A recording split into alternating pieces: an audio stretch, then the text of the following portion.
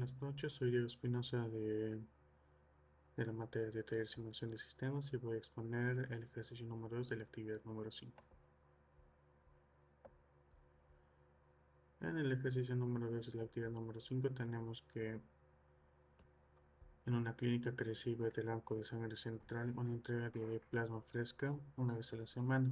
El suministro varía conforme a la semana a demanda de otras clínicas y hospitales de región, aunque también varía de 4 a 9 pintas del tipo de sangre más común, que sería el O. El número de pacientes que se requiere de la sangre en la semana varía de 0 a 4, y cada paciente puede llegar a necesitar uno de los cuatro, uno de 1 a 4 pintas con las siguientes cantidades de entrega, distribución de pacientes y demanda por paciente.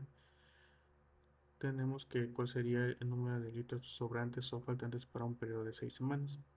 Hay que obtener la respuesta mediante una simulación donde hay que tomar en cuenta que el plasma se almacena y que a la fecha no hay nada disponible. Por esto mismo vamos a hacer los datos aleatorios proporcionados por la práctica para replicar todas las tablas. En la implementación del Excel tenemos que usar tres tablas bases para sacar los resultados, donde tenemos la cantidad de suministrada hacia la entrada, la distribución de pacientes y no de pacientes y la demanda de pacientes, donde tendremos la probabilidad, distribución acumulada, rangos de números aleatorios y las pintas.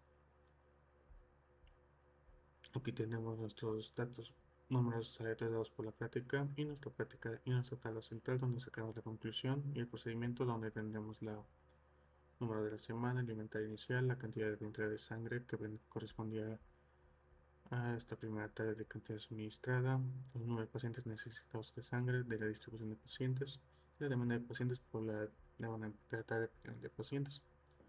Tenemos la semana, inventario inicial, número aleatorio que sería el asignado por el generado por acá, las pintas que serían generadas de aquí, la tabla de sangre disponible en total, números aleatorios de pacientes quitados de aquí y el número de pacientes que corresponden a estos rangos. La demanda de pacientes, más números aleatorios sacados de la tabla y el número de pintas proporcionados por los rangos que corresponden a las pintas. Con esto en mente ya tenemos en cuenta que podemos dar ocasiones en las que habrá habrá semanas en las que habrá más de un solo paciente y tendremos que sacar más números aleatorios y habrá más consumo de pintas. Así como habrá casos en donde, como en la semana 5, no habrá pacientes y tendremos que podemos saltar y dar pintas. En este caso, la conclusión salió que al final de las 6 semanas hay 14 pintas restantes. Con eso vamos a ir a pasar a la parte de Excel, donde cumplimos los requisitos sobre tener todo el código comentado, donde nuestras clases más destacadas son la de la de panel de datos generados, donde se hará la generación de números aleatorios, el panel manual, donde el usuario ingresará los datos que desee, y el panel de práctica, donde el usuario ingresará, donde se usarán los datos proporcionados por la práctica.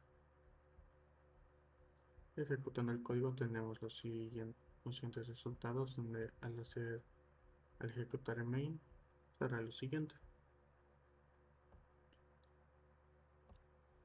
Aquí no veremos mucho, pero ahora vamos a ejecutar. Aquí, como podemos ver en la pestaña de datos de la práctica, nos ingresará automáticamente los datos generados por la práctica, donde se respetarán todos los datos ingresados por la práctica correspondiendo en cada aspecto y dándonos la conclusión al final de cuántos pintas han sobrado, el total entregado, cuántos pintas hay demandado, cuántos pintas hay faltantes, etc.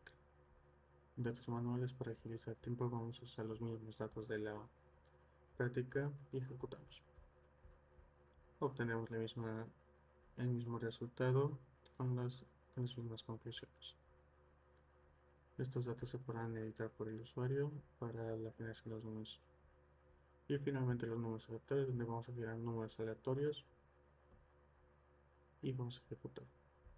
Como se puede ver, se ha generado una nueva tabla independiente en la generación de la conclusión y su resumen de cómo fue la distribución de las pintas. Vamos a generar más números.